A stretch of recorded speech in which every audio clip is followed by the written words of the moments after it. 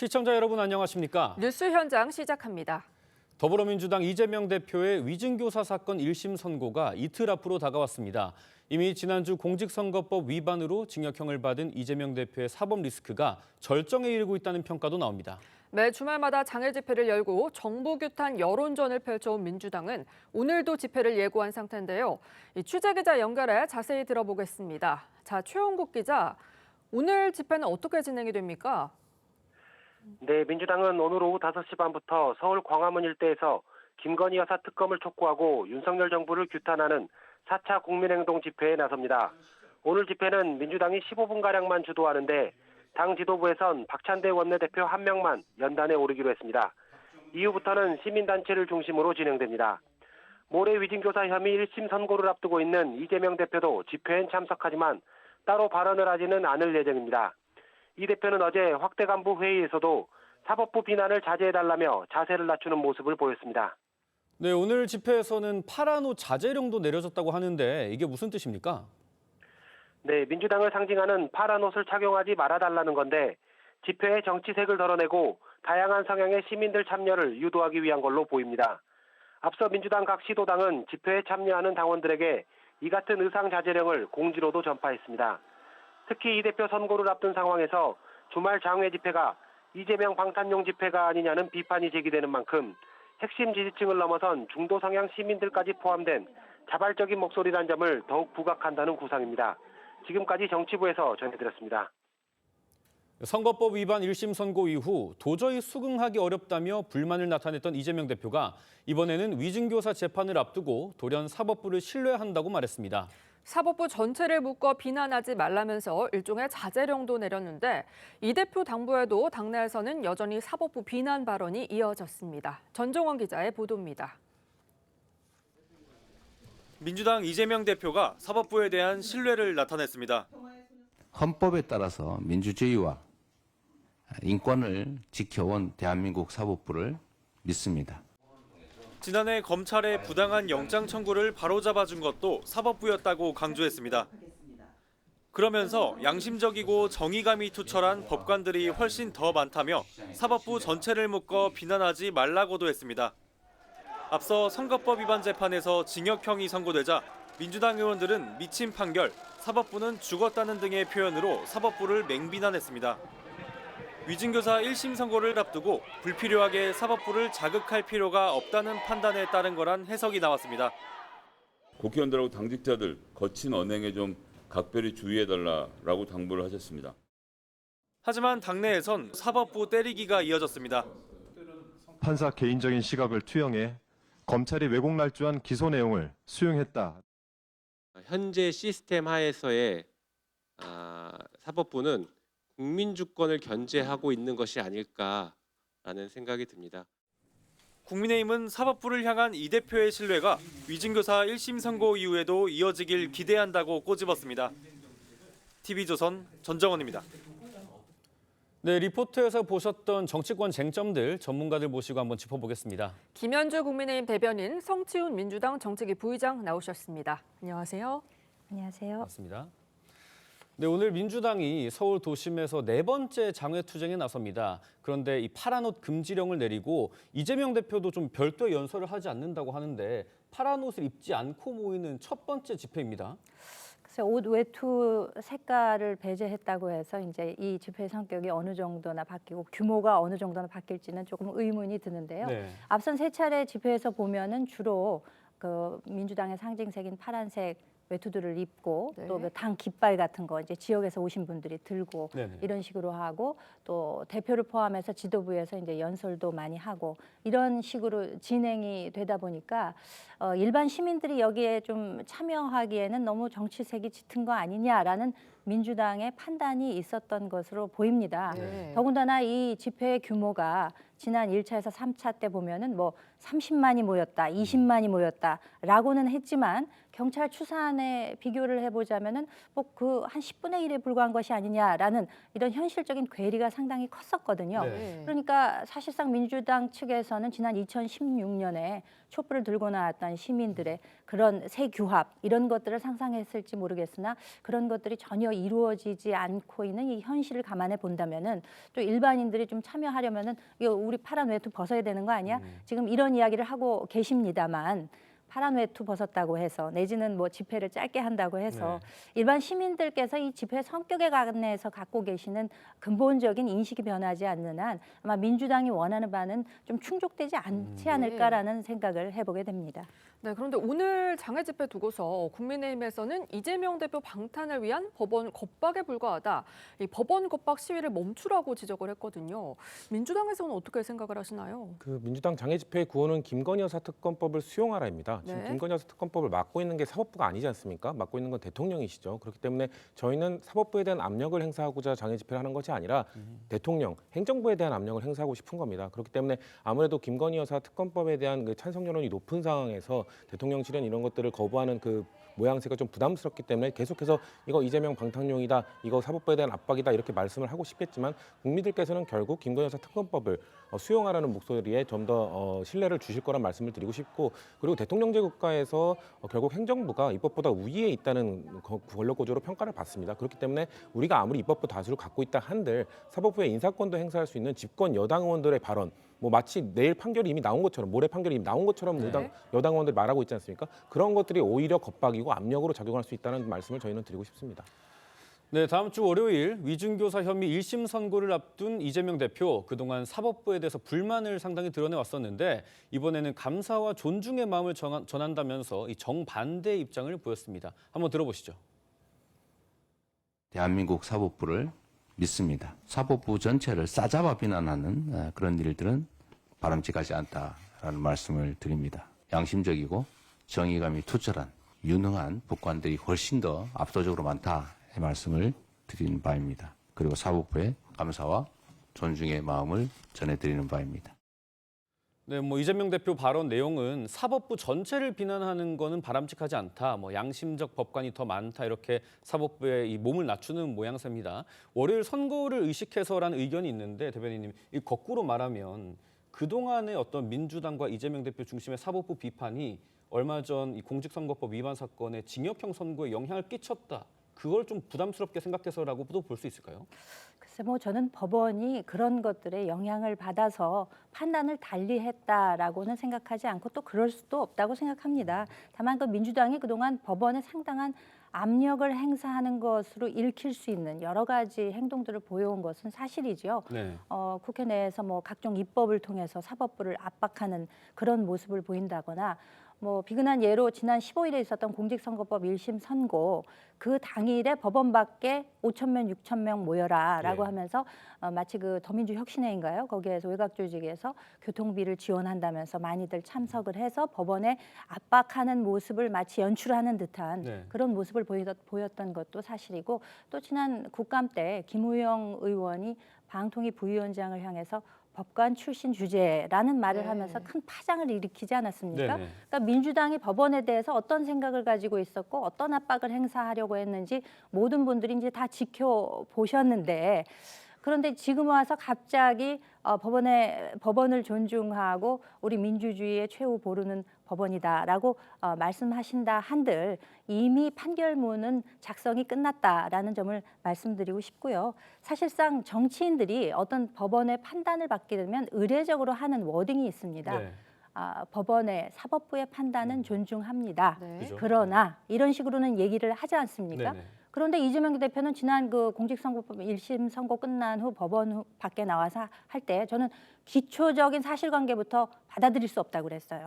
마치 어떤 법원의 판단에 불복하는 것으로 여길 수 있는 그런 말씀을 해 놓으시고서 지금 뭐 며칠 앞두고서 갑자기 법원에 대한 존중심이 샘솟는지는 모르겠으나 이런 것들이 법원의 판단 결과에 영향은 미치지 않을 것이다. 저는 그렇게 예측하고 있습니다. 네, 그런데 이렇게 이재명 대표의 사법부 비판 자제령 속에서도 민주당에서는 판결이 기울어져 있다, 우판이라는 비판이 나왔는데요. 이 사법부에 대한 민주당의 입장은 어떻게 보면 될까요? 이재명 대표께서 말씀하신 거에 뭐 모든 뜻이 담겨 있다고 보시면 될 것 같고요. 물론 15일 날 판결 나온 거에 대해서 뭐 아쉬워하는 부분, 또 억울해하는 뭐 지지자들 많기 때문에 일부 의원들은 그 지지자들 좀 달래기 위해서 그런 발언들을 하셨을 수는 있죠. 근데 앞으로 뭐 2심, 3심 그리고 25일 날 있는 재판부는 또 전혀 다른 재판부가 판결을 내리는 거 아니겠습니까? 그렇기 때문에 사법부의 판단을 존중해야 된다라는 이런 이런 대표의 말에 힘을 실어줘야 되는 시기라고 생각을 하고요. 그렇기 때문에 저는 지도부나 아니면 뭐 의원들 이런 분들이 좀 지지자들을 생각하더라도 그런 발언을 좀 자제하면서 당대표가 말씀하신 그 지침에 좀 따라주는 게 필요하다. 오히려 그런 강한 발언을 내뱉는 것이 이재명 대표의 재판에는 전혀 도움이 되지 않을 수 있다라는 걸 명심하고 좀 발언, 행동에 좀 주의를 기울였으면 좋겠다는 말씀드립니다. 월요일에 있을 위증교사 혐의 1심 선고 핵심 쟁점 짚어보겠습니다. 검찰은 이재명 대표가 전 성남시장의 수행 비서였던 김진성 씨에게 위증을 하도록 한 정황을 포착을 했는데요. 들어보겠습니다. 주로 내가 타겟이었던 거.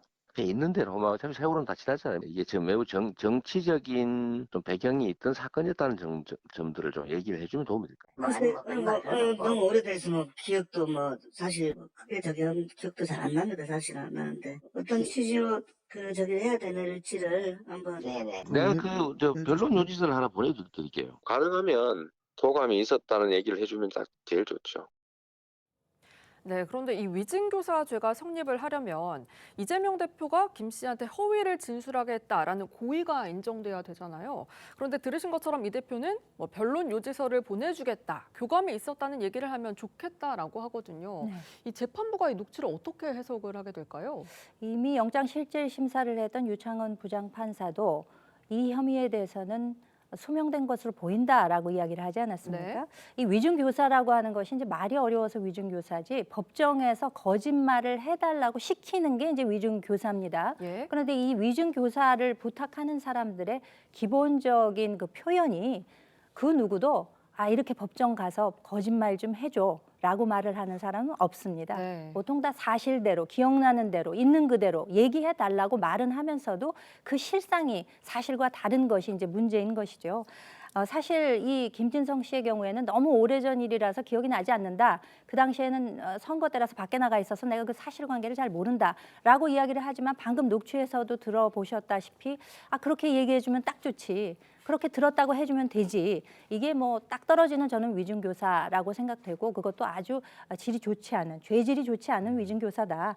그렇기 때문에 이것은 법원에서 판단하기에는 위증교사의 이제 구형량대로 거기에서 크게 벗어나지 않는 선고를 할 것이다. 네. 그렇게 예. 예측을 하고 있습니다.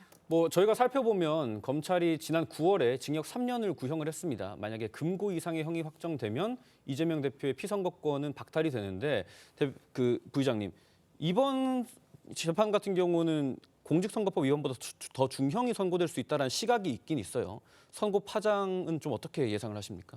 글쎄요, 결과가 나오기 전에 파장을 참 예상이 어려운데 아무리 저희가 어떤 준비를 한다고 한들 그리고 이렇게 될 거라고 한들 결국 이런 민심을 결정짓는 것은 국민들의 마음, 당원들의 마음입니다. 만약에 첫 번째 재판, 물론 1심일 뿐입니다. 1심 결과가 나온 다음에 대법원, 한 2심 대법원 가는 그 과정 속에서 당원들이 그리고 국민 지지자들이, 일반 지지자들이 우리 당에 대해서 이재명 대표에 대해서 어떤 지지를 보내주는가가 그 파장을 결정할 거라고 봅니다. 만약 굳건하게 계속 대표직 유지하면서 같이 싸우자, 윤석열 대통령의 국정운영 방향을 바꾸기 위한 투쟁에 계속 함께하자라고 지지자분들, 국민들께서 말씀하시면 그 파장 없이 계속 갈 것이고요. 그런 거에 대해서 재판 때문에 좀 어려울 것 같다라는 그런 마음들이 지지로 나타나게 된다면 그러면 그것들이 영향력이 좀 발휘를 되겠죠. 하지만 그러니까 저희가 지금 예단하기 너무 어려운 상황이라는 말씀 정도 드리겠습니다. 네, 이런 가운데 자녀 입시 비리 등 혐의를 받는 조국 대표에 대한 대법원 판단 다음 달 12일에 나오는데요. 이 조국 대표는 1심과 2심에서 모두 징역 2년을 선고를 받았거든요. 네. 대법원 판단 어떻게 전망하십니까? 되게 법조계의 이야기를 들어보자면은 1, 2심에서 같은 결과가 나왔는데 3심에서 이것이 뒤집히기는 굉장히 어렵다. 확률적으로 낮다라고 이야기를 하고 있지 않습니까? 그러니까 1, 2심에서 똑같은 실형 2년을 이제 선고를 받았는데 더군다나 지금 이 대법원 소부가 그 부인이죠. 정겸심 교수의 항소심을 담당했던 그 판사가 엄상필 대법관이 있습니다. 당시에도 이제 유죄를 선고했었고 사회 지도층에 있는 인사가 본인의 잘못을 뉘우치지 않고 반성의 기미가 없다는 점을 상당히 질타했던 적이 있습니다. 모두 10개 정도의 혐의 가운데서 8개의 유죄가 인정된 1, 2심 판결을 기준으로 생각을 해본다면은 그와 같은 형이 선고되지 않을까라는 예상이 가능하고 사실 1, 2심에서는 증인들도 나오고 증언도 하고 증거도 다투고 하는 사실심이지만 3심의 경우에는 그 법조 조문이 제대로 적용됐는지를 보는 법률심이기 때문에 1, 2심과 큰 차이를 보지 않는 그런 실형이 선고될 가능성이 높은데 여기서 아쉬운 점은 지난 2019년 12월에 이제 기소가 된 이래 네. 5년여 만에 최종 판결이 나온다는 점에서 이 지연된 정의에 대해서는 좀 안타까움을 표시하고 싶습니다. 네, 저희 이제 뭐 대통령실과 여권 얘기도 좀 다뤄볼 텐데 야권의 사법 리스크 속에서 대통령실은 쇄신에 좀 속도를 내는 모습입니다. 음주운전을 하고도 복귀를 해서 논란이 됐었던 강기훈 선임 행정관이 사임을 했습니다. 이 정도면 국민 눈높이에 맞는 인적 쇄신이라고 좀 볼 수 있을까요, 부의장님? 음주운전을 하고 벌금 800만 원 받은 분이 사퇴하는 것이 쇄신인가요? 전 당연히 나가야 됐었던 분이 김건희 여사 라인이라는 의혹을 받고 있기 때문에 오히려 버티고 있던 게 문제였는데 당연히 나가야 될 게 이제 지연된 정의로서 지금 이제 나갔다라는 말씀을 드리고 싶고 심지어 저는 제가 알고 있는 한국 정치사에서 선임 행정관이 사퇴 해변을 올리면서 마치 명예롭게 본인이 떠나는 것처럼 그런 글을 올린 건 처음 봤습니다. 그렇기 때문에 음주운전을 해서 잘못을 저지르고 나간 사람을 마치 본인이 대단한 결단을 한 것인 양 그렇게 입장을 올리면서 사퇴하도록 그림을 만들어준 것 자체가 잘못됐다는 말씀을 드리고 강기훈 선임 행정관이 나가더라도 결국 우리가 계속해서 지적했던 것은 김건희 여사가 뭔가 이 다른 여러 부처에 있는 이런 그 행정관들을 연락을 하면서 국정에 뭔가 개입을 하고 있다라는 의혹이 있었던 건데 네. 그런 거에 대한 명확한 해명 없이 재발 방지의 약속 없이 그냥 몇 명만 바뀐다고 해서 그게 재발되지 않을까요? 야당의 입장에서 계속해서 김건희 여사가 새로운 인물들과 그런 것들을 계속해 나가지 않겠냐라는 의혹을 감출 수 없기 때문에 계속해서 지켜볼 것이고 계속해서 비판을 해 나가겠다는 말씀드리겠습니다. 네. 네, 대변인님께서는 어떻게 좀 평가하실까요? 그래서 지금 여당에서도 정부를 향해서 변화와 쇄신을 강조해 왔고 그 일환이라고 판단이 됩니다. 지금 어떤 한 사람의 그 인선이 이제 변화가 있다고 해서 그것이 국민 눈높이에 흡족할 만한 변화 쇄신은 되지 않을 것이라고 생각이 되고요.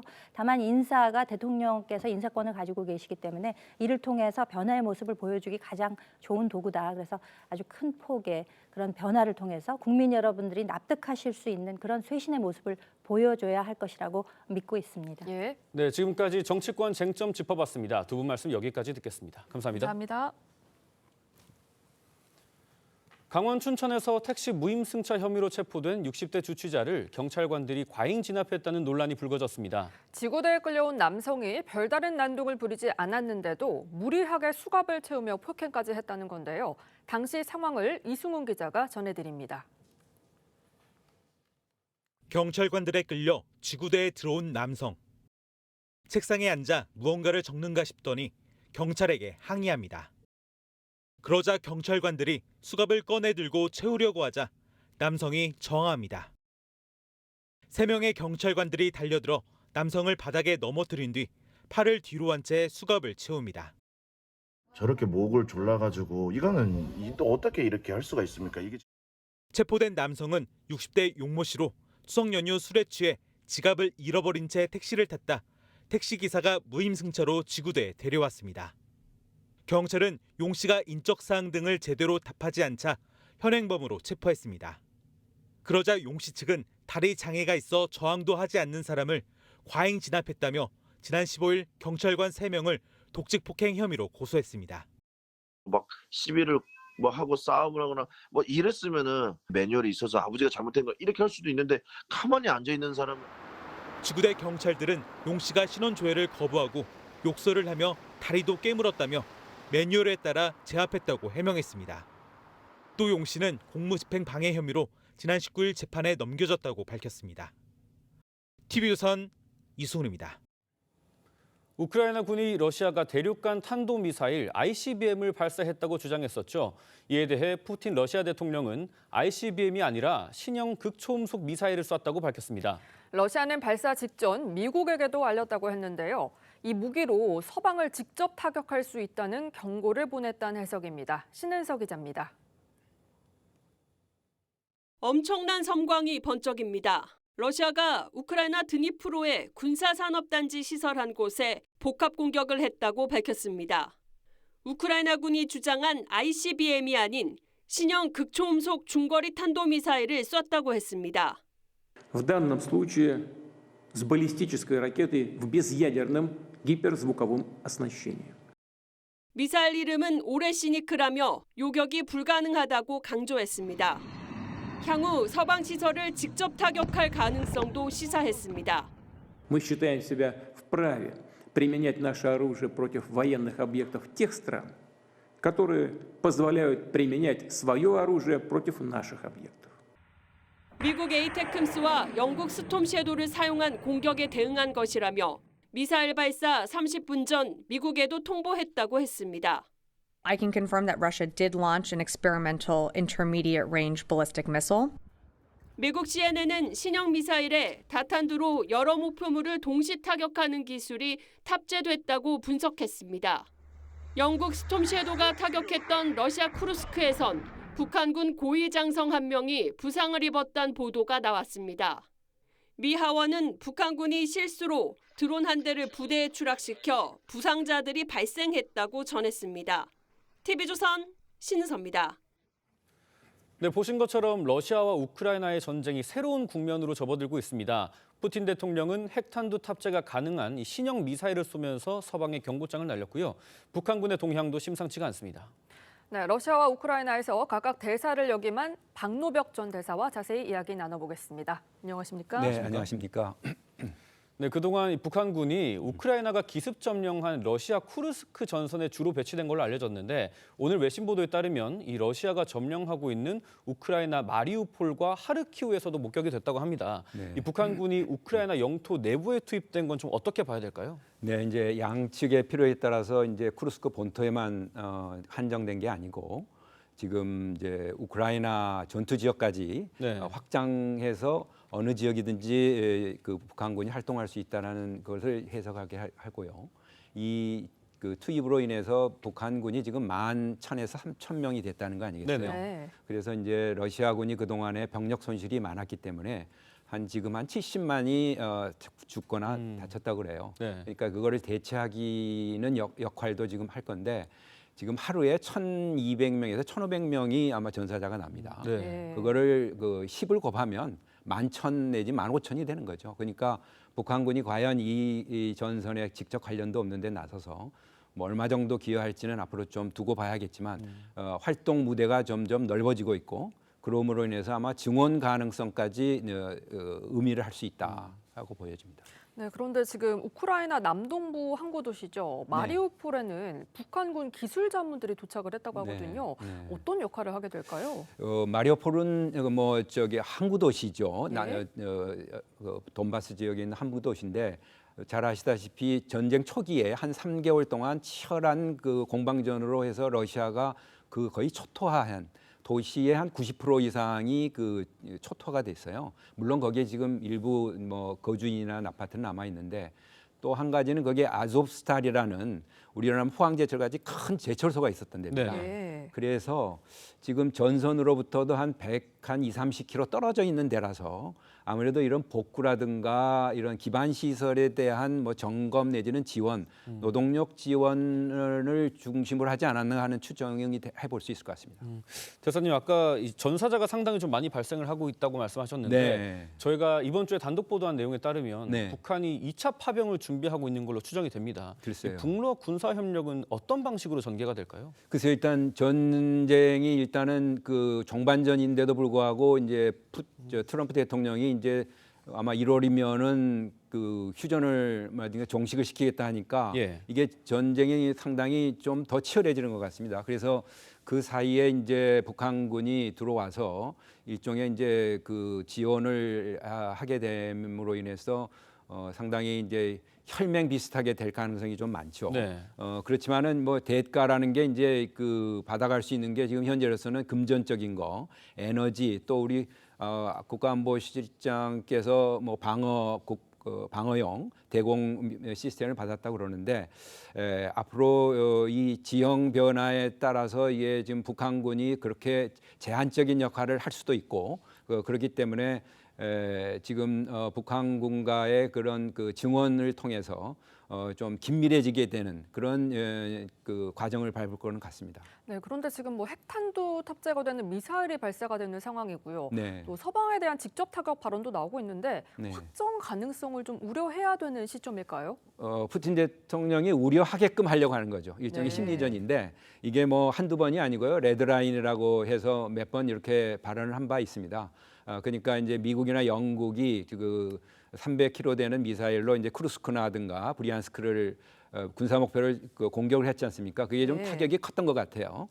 그러다 보니까 아무래도 추가적인 그 타격을 하지 못하도록 하기 위한 건데 아마 이런 이번에 쏜 그 중거리 미사일을 한 10기 정도가 더 있고 11월 23일, 24일을 영공 폐쇄를 지금 러시아 쪽이 해놨다고 그래요. 그러니까 뭐 이런 것들을 다 감안해서 앞으로 계속 이런 경고성 그런 조치는 있을 텐데 확전하기는 양측이 서로 부담이 많습니다. 러시아든지 서방이든지 지금 제한이 많기 때문에 그걸 확전되기는 어려울 거로 보입니다. 네. 이제 1월에 미국 신정부가 출범을 하지 않습니까? 네. 말씀하신 것처럼 트럼프 네. 당선인 같은 경우는 뭐 취임을 하자마자 24시간 안에 전쟁을 끝내겠다 이렇게 공언을 네, 했는데 네. 지금은 좀 상황이 복잡해진 것 복잡해졌죠. 같아요. 예. 트럼프 미국 당선인이 내놓을 종전 해법으로는 좀 어떤 후보군들이 있다고 보시나요?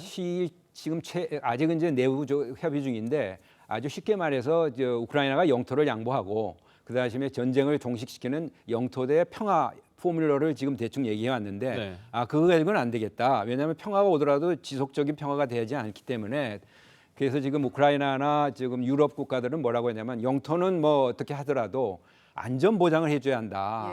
그래서 더 이상 전쟁이 아니도록 하겠다 하는 건데 지금 말씀하시다시피 이런 그 현재 상태가 굉장히 복잡하게 돼 있어서 푸틴의 요구도 지금 굉장히 더 높아질 겁니다. 아마 네. 중립국을 만들어야 한다든지 우크라이나를 병력도 더 갖지 못하게 한다. 그렇기 때문에 접점을 찾기도 어렵고 그렇기 때문에 이제 종전 협상이 좀 길어질 수 있다라는 우려까지 나오고 있어서 이거는 또 북한군의 그 활동을 줄여야 하는 우리 입장으로서는 상당히 좀 빨리 종식이 돼야 하는데 우려스러운 부분이죠. 지금 이런 가운데 김정은 위원장이 트럼프 당선인을 향해서 첫 대미 메시지를 내놨어요. 네. 이미 미국과 협상은 갈 때까지 가봤다라고 네. 했는데 이게 어떤 의미가 좀 담겨 있을까요? 그러니까 지금 시청자님께 보여드린 대로 러시아로부터 이제 파병과 무기를 수출함으로써 다양한 지금 그 지원을 받지 않습니까?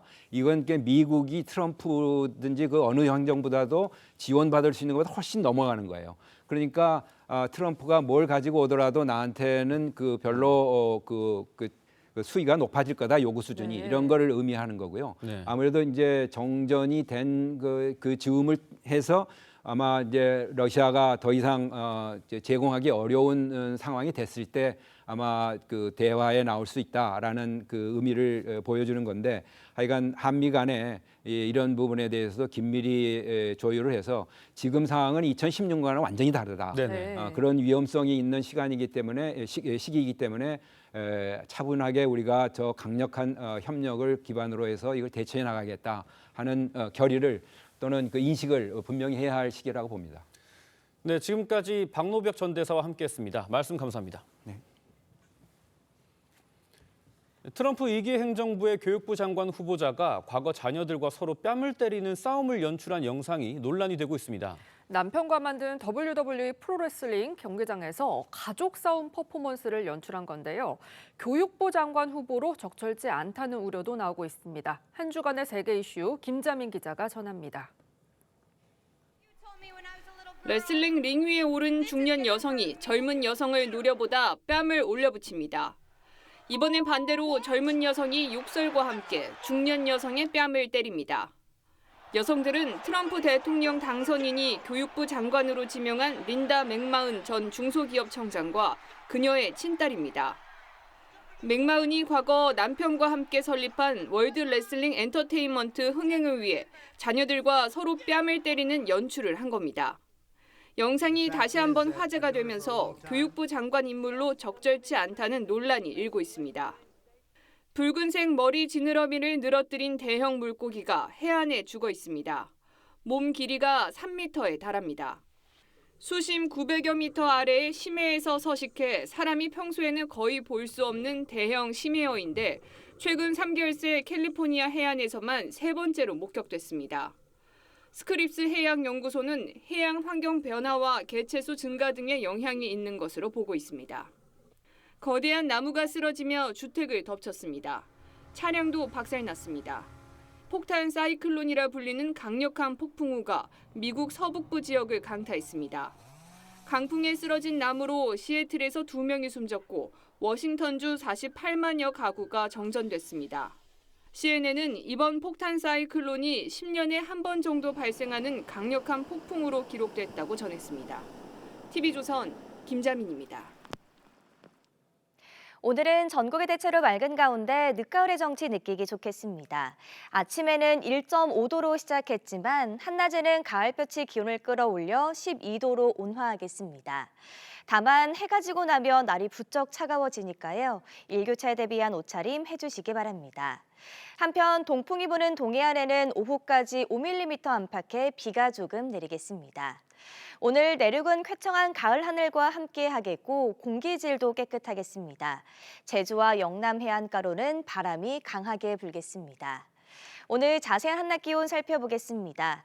오늘 서울이 12도, 청주와 대전 13도, 부산은 16도까지 기온이 오르겠습니다. 다음 주 화요일에는 전국에 비가 내리면서 기온이 뚝 떨어지겠습니다. 수요일과 목요일에는 중부지방에 첫눈이 내릴 가능성이 있습니다. 날씨였습니다. 11월 23일 토요일 TV조선 뉴스 현장은 여기까지입니다. 함께해 주신 여러분 고맙습니다.